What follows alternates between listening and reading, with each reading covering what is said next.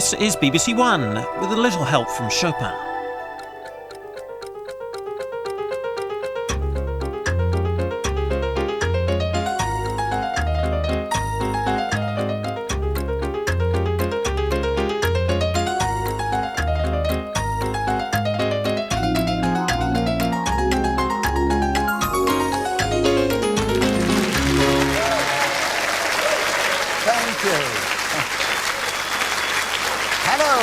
Welcome to Just a Minute. And once again, it is my pleasure to welcome four delightful guests who are going to take part today in this fun-filled entertainment we call Just a Minute. Let us welcome, first of all, that wonderful, delightful comedian, Linda Smith, and beside her, the all-singing, all-dancing Gary Wilmot, and on my left, that very talented and distinguished actress, Isla Blair, and beside her, a broadcaster, writer, Gyles Brandreth. Please welcome all four of them.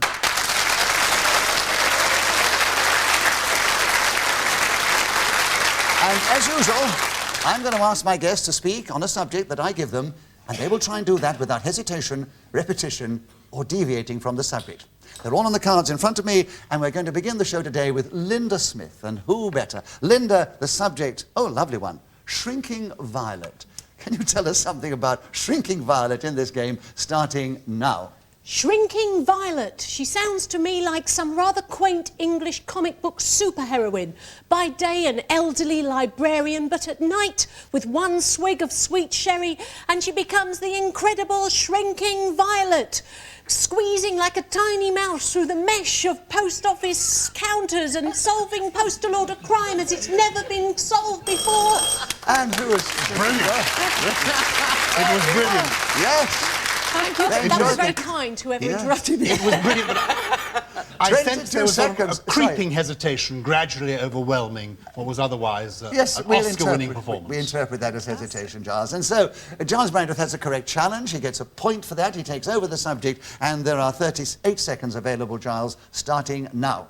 I am a personal friend of that delightful actress, Bonnie Langford, whose performance as Violet Elizabeth Bott many felt should have been shrunk, if not drowned, at birth. This is a great slur on this wonderful artiste, because indeed the performance she gave as the Shrinking Violet was remarkable. To have seen Lady Violet Bonham Carter, or indeed Violet Trefusis, who was a writer from the 1930s, and one of those Shrinking Violets whose letters actually were written on violet-coloured notepaper. She was a friend of Virginia Woolf, and together they got up to the sort of things that at lunchtime we don't wish to hear about. More sort of Channel 4 than the BBC, I have to tell you. Oh, well done, Gyles, yes.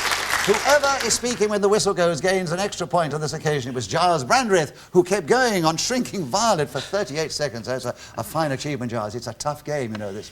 And by the way, they can repeat not only the word on the card, but the words independently if it's a phrase like Shrinking Violet. So at the end of the round, you won't be surprised to discover that Gyles Brandreth has a lead over all the others. In fact, he's the only one to get any points. Gary Wilmot, please take the next round. The subject, Lloyds. Take it any way you like, 60 seconds, starting now. There are many different kinds of Lloyds. Indeed, there's Harold Lloyd, that wonderful actor who was one of the highest paid comedy performers in the movies back in the 20s. There are other Lloyds as well. There's Lloyds the... Linda, you challenge. That was just a mercy challenge. I think he was struggling a little there, yes. Well, Gary hasn't played it quite as much as you, Linda, but he did jolly well. He started, and he kept going for, well, he kept going for a little while. Linda, there are 46 seconds available. You've got a point for a correct challenge, and it is Lloyds starting now. Of course, Lloyds is also short for the Cockney rhyming slang, Emily Lloyds, as in Nicholas saying to me, oh, my Emily Lloyds are playing up a bit today. But... Yes, it was terribly droll, but a repetition of Emily. Oh, yeah. I'm afraid so, yes, to get your gags over. The trouble is, in comedy, you often repeat for emphasis, but it doesn't work for just a minute. Gyles, another correct challenge, another point to you, 36 seconds on Lloyds, starting now. I remember Prince Philip once saying to me that name-dropping is very vulgar and should be avoided, Gyles. But I must tell you about Lord Lloyd, who tried to mend the electric light.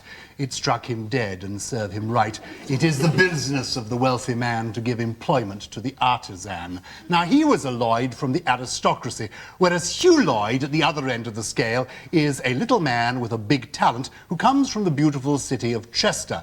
I also, of course, admired, as well as Harold Lloyd, Selwyn Lloyd, Chancellor of the Exchequer in the 1950s, and a successor to so many other distinguished people who have held that office.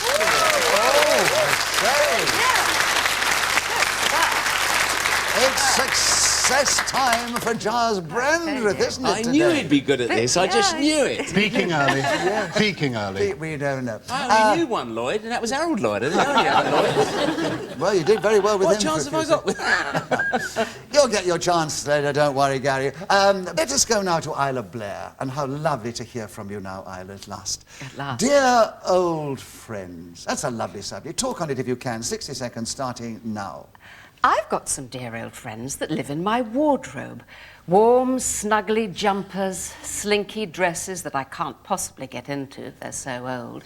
A particular favourite of the dear old friends is a black buttonless jacket that's beautifully cut, but I've had it such a long time that there's a hole under the arm and it's got frayed cuffs. Other dear old friends are at the bottom of my cupboard. Sandals, shoes, boots that I bought for £5 at a market in Birmingham. For some reason, two furry dear old friends, my cats, Sasha and Suni, like to sleep on these items of footwear, which I find very bewildering, because it must be so uncomfortable. Other dear old friends can also be people, men and women you've known all your life, and who take you for all your faults and foibles and forgive you just about everything. It's lovely on a winter evening sitting round a fire with a glass of wine, reminiscing and chatting with great nostalgia and love for about everything. Help me, somebody. I don't want to help you. I don't want to help you. It was brilliant. Blow the whistle. You went for... Wow. That whistle was actually late by my clock in front of me. Yes, you went for 57 seconds and then you pleaded for help. Oh, it was brilliant. So they were very generously let you have the other 3 seconds as a bonus. Thank you very much. Absolutely. Wow. Honestly, to come on the show with such little practice at the game. Oh, that was really great. And not only does she get a point for speaking when the whistle should have gone, but also she gets a bonus point for not being interrupted throughout. So you have 2 points. What a lot of hard work for 2 points. Gyles, we're with you to start, and the subject is censorship. I'm sure you know something about that. I'm sure in the days of when you were in the House you would speak on the subject, but talk in just a minute on censorship if you can, starting now. I happen to know a great deal about censorship because 25 years ago I was, for a brief while, a member of Lord Longford's team investigating pornography. The noble Earl set up a commission, and I still have the raincoat I bought at the time, to inquire into these sordid matters. On this group there was, as well as him, a bishop, an archbishop, a rabbi, Malcolm Muggeridge and Cliff Richard, just to mention the younger people who were involved. We went over to Copenhagen in order to see censorship at first hand, and were very shocked by what we discovered, because there censorship does not exist.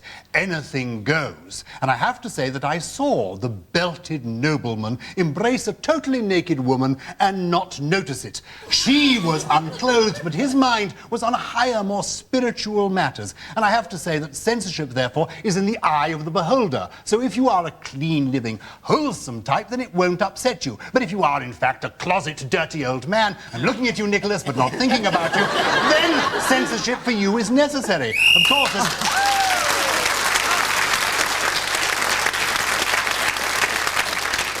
Well, that rarely happens in just a minute. 2 complete rounds in one show. And not only that, in succession. we're a team. Well, my goodness me. And Gyles Brandreth not only speaking with the whistle and getting that extra point, but also a bonus point for not being interrupted. Gyles, you've increased your lead at the end of the round. Back with Linda Smith. Can you go for 60 seconds now and make it a complete Very much record? doubt it. Right. Geisha Girls. There's something exciting to talk about, Linda. 60 seconds as usual, starting now. Geisha Girls. Well, Geisha Girls are basically an ancient Japanese version of the Spice Girls, but rather different to those particular girls of whom I speak. They can actually play instruments and sing a bit. Now, instead of being called things like posh and scary and sporty and baby, geishas are called things like makes a nice cup of tea and sits on the rug and wears a kimono and has knitting needles in her hair. That sort of thing. Much more appealing, I think. And Geisha Girls often give a wrong impression to the world. A lot of Western businessmen thinking, oh, hello, we're on tonight with Geisha Girls, but all they get is a cup of tea and it costs them £500. It must be very disappointing. You almost got that. I'm You sorry. went for 37 seconds, and what was your challenge? Well, it was a shot? repetition of cup of tea. It was a cup of tea, yes. There were too It many was cups also, of if tea. I may say so, a slur on the wonderful Spice Girls, the most talented, who are wonderful. They are beautiful and they are brilliant. If you say so, Giles. I do. This audience didn't. They had a very strange reaction to your compliment about the Spice Girls. Mixed feelings, I know, but that's because some of them are against David Beckham. Right, so correct challenge, Giles, and you have the subject of Geisha Girls, and there are 23 seconds available starting now. Sex. Well, challenge, yes. Hesitation. I thought there was an intake of breath, which was... There was an Well, intake of breath. in order to speak these days, I'm breathing. But Giles, you know, in just a minute, if you breathe for 2 seconds... I have to tell you that when Isla Blair is nearby, heavy breathing is part of the course. I can understand that, but there we are. But yes, well, listen, it was a full 2 seconds. He didn't speak, which is very unusual for Giles. I've known him film every 2 seconds of most people's time. Isla, you have the subject of Geisha Girls. You have a point, of course, for a correct challenge. You have 21 seconds starting now. There was a subject in the paper, Geisha Girls, when they were actually tables for sushi. They lay there absolutely naked, and these businessmen were required to eat off them. They couldn't. They had to shower before.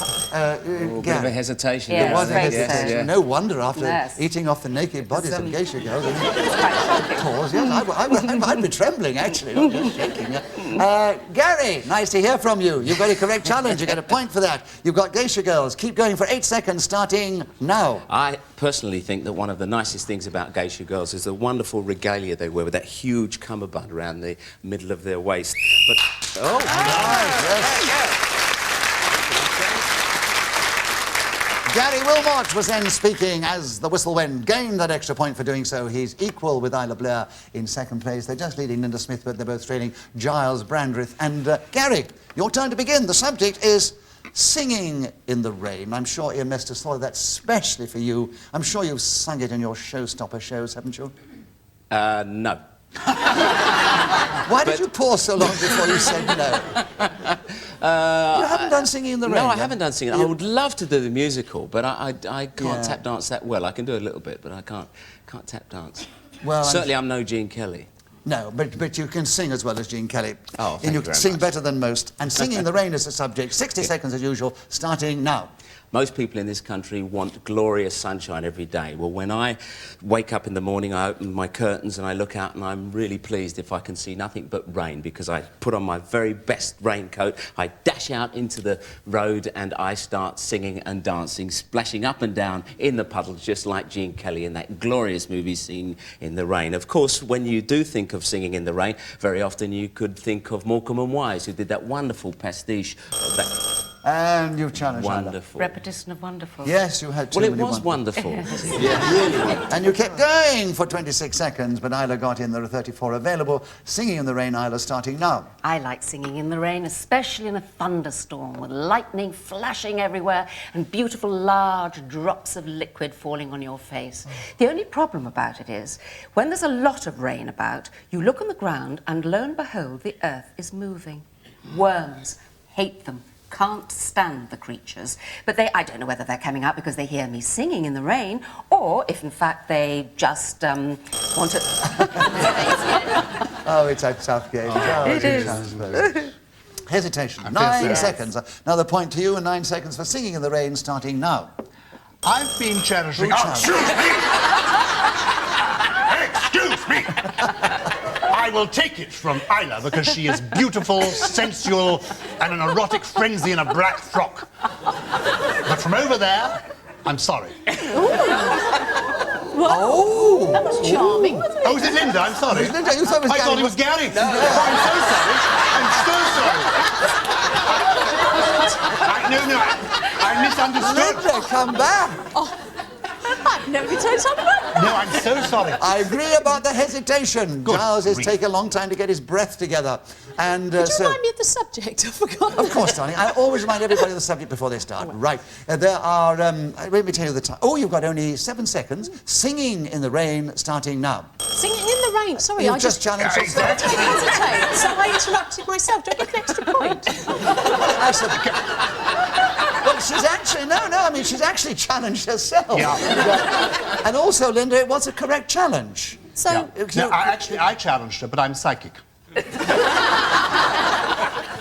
So if you challenge yourself, I hope they're not going to make a regular thing of this, and it's a correct challenge. I've got to give you a point for it. Okay, then. Yes, you did hesitate, Linda.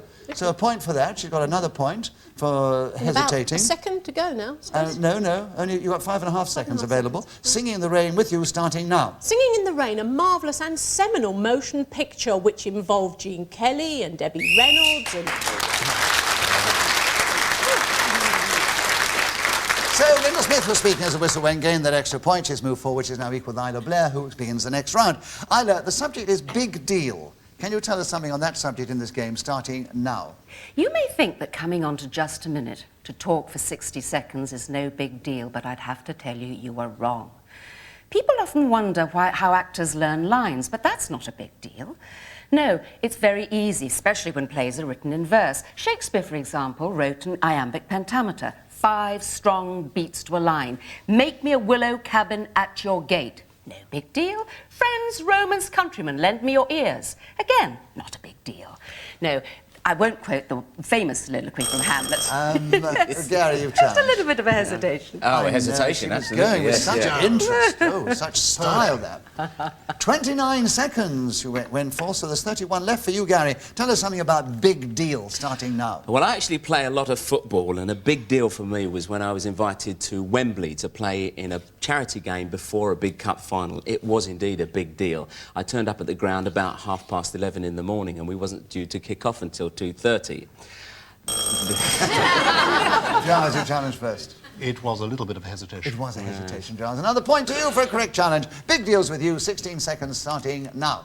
Between Dover and Ramsgate is a city called Big Deal. I call it that because it's an enormous place in my heart. It's actually quite small physically to look at, but if you look at the... Yes, you've been challenged. What was your challenge? Deviation? Yes, absolutely, deviation. Because it's not called Big Deal, it's called... I was Deal. explaining why in my heart it's called Big Deal. But your statement was, it's called Big Deal. It isn't, it's called Deal. That was a very clever challenge of yours, Gary. The way you went in straight like that. Deviation, yes. Well done. You've got him with 6 seconds to go on Big Deal, starting now. I knew a little place just in Kent called Little Deal. It was a lovely, quaint village.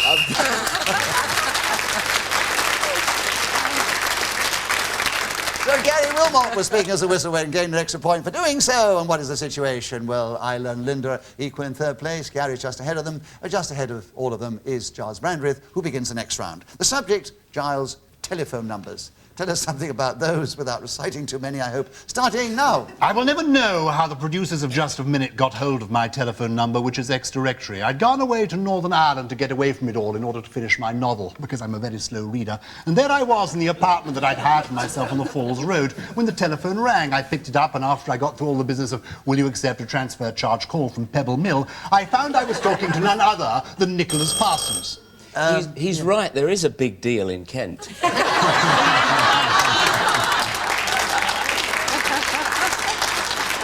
But Gary, you were the one who challenged. Yeah, well, I just thought there was a little deal, but there is a big deal. But let's not make a big deal of it. You just embarrassed me because I suggested to you that you might challenge at that point. What have you interrupted his flow? So what happens But just now? because that came to me, that was all. Right. I mean, do Well, carry I'll tell on. you what we'll do. We'll give Gary a bonus point because we enjoyed the interruption. Giles, you get a point because you were interrupted. Thank you very much. And you keep going with the subject of telephone numbers. 40 seconds available starting now. The area code for deal is 01273. Whether you go to that part of Kent or a different part really is immaterial. What matters... Isla, why have you challenged? You said to number, but I think on the card it's telephone numbers. Oh, well, listen. That was very cleverly listened. So if you can listen cleverly or not, I don't know, but it was a clever challenge because the subject is telephone numbers, and he repeated number. So you have, Isla, 30 seconds to tell us something about telephone numbers, starting now. You've got to be very careful who you give your telephone number to. And the friends that you have, you must be very careful not to give those. Best sometimes to keep going. They either Exactly. don't notice it or they let you get away with Yes. it. But Giles wouldn't get you get away with No, much anyway, not after so that. You've got in there, Giles. You've got telephone numbers back. 22 seconds. Another point, of course, as well, starting now. Nothing is more infuriating than calling somebody's numbers and finding, in fact, that they only have one number. What you challenged again, Gary? On the... Yes, a repetition. That was, yes. Repetition, yes. Oh, this is so typical of this country. They don't like a winner, do they? They love a loser. That's what they like. Nicholas should know. Now, what I want to know from this audience is, when they're rude to me, why do they clap as well? Yes, Linda. Just leave it, Nicholas. You'll kill him. Honestly, just leave it. Just walk away from it. Walk away. Walk away. All right, It's be not cool. worth Be cool. What a very clever challenge, Gary. It was, For someone who wasn't it? hasn't Yes. played the game very much, I thought that was very shrewd. Well, there, you've either got it or you haven't. That's all right. So, Gary, a correct challenge. Another point, of course. 15 seconds available on telephone numbers starting now. I haven't a clue. Isla, you've got it first, yes. Hesitation. Yes, Right. it was. Yes. Well, we love having you here. Yes, 13 it's lovely. seconds, Isla, on telephone number starting now. Telephone numbers of your friends must be kept to yourself because stalkers can get hold of them, and I've known one person who had a very bad problem with such a person who would make telephone calls in the middle of the night. Actually, Gary, you challenged half a second before the whistle. What was it? It was on persons, a repetition Yes, of you did persons. repeat persons, I'm afraid. Quite right. Gary, you are getting the gist of this game. I am. You have Well managed done. to get in with half a second to go Well, on yes. telephone numbers, and you start now. One... Oh. So Gary Wilmot, speaking as the whistle went, gained that extra point. He has leapt forward. He's only 1 point behind our leader, Gyles Brandreth. And Linda Smith, your turn to begin. 99 pence. Strange subject, but an interesting one to talk about. Start now. 99 pence is a figure that's added on to a more usual type of amount of money, say £5, to make it sound like not nearly £6, when in fact that is exactly what it is. Isla, you're challenged. Pounds, repetition. Pounds, yes. It's difficult to describe something without repeating, isn't it? So, Lila, you've got in, and there are 50... No, they're not. There are 49 seconds available, and it is 99 pence. Start... Oh, I've hiccuped. I'm so sorry. I shouldn't drink fizzy water, should I? Isla, 99 pence, starting now. I'm a complete sucker for sales. When I see the price cut down of anything, I feel really tempted to buy it. So when I see 99 pence... Yes, Gary. Repetition of C. You were seeing too much there. Oh, they're getting You're sharp, right. aren't they? Yes, Very they Yes. really are. So, Gary, you've got in there. 40 seconds are available. Tell us something about 99 pence starting I now. yearn for the days of... You've got it. He's still yearning. He's still yearning. He goes. I could see you yearning. There, you I just was went off yearning. it. I was there. I was Yeah, back yes, there. Yes. So, Linda, you got him on hesitation on 36.5 seconds. 99 pence starting now. 99 pence, just 1 penny less than £1. There isn't a great deal that you can buy with that amount in this day and age when everything is so very costly and expensive. But when I was younger, you could buy an awful lot for 99 pence. It was an enormous fortune. Gary, why have you challenged? Enormous. Yes. Wasn't enormous before. There's two enormouses listened. there. Two Two enormouses. You enormouses. can't be too enormous. That's huge. Huge. Yes, That's it's- very huge. But those other words don't come so quickly to mind when you're trying to keep going under the pressure. And with 3 bright sparks breathing down your neck, it's a tough game. Gary, you got the subject. You have got 18 seconds starting now. I yearn for the days when we could have the old money back in. Gyles, yes. I think a little hesitation there. Yes, I think it was, yes. This I should stop yearning, really, shouldn't I? This is not quite your subject somehow. So, Gyles, you have got 99 pence. You've got 14 seconds, starting now. The cost of a call to deal is about 99 pence, depending, of course, on whether or not you have the correct telephone numbers. I happen to have them always about me, and the change, which is very useful. I'm a little bit worried, though, about the advent of the écu.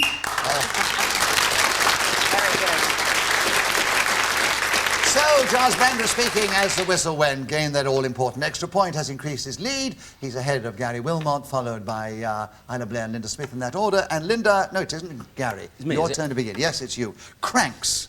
Tell us something about that in this game, starting now. I come out the stage door and very often... Yes. And you heard almost immediately. I did, yeah. What a pity. But to err is human. I know, but not... You got to listen to her. Lovely groan that got from the audience. But unfortunately, if you err in just a minute, it is hesitation. Isla got in first, and Isla, you've now got 57 seconds on Cranks, starting now. Cranks is a restaurant, a whole food and vegetarian one, which opened in the late 60s. You'd often find bearded gentlemen with sandals sitting in there with very pale complexions. But nowadays, you see young executives, PR people. Got in, yes, first. Hesitation. Thank you. Another point, 41 seconds, Cranks, starting now. It was indeed at this self-same eatery that I first encountered Isla Blair. I looked up across the nut rissoles and shredded carrot and thought to myself, well, better than beetroot is this gorgeous woman who is in herself a model of what the vegetarian diet can do.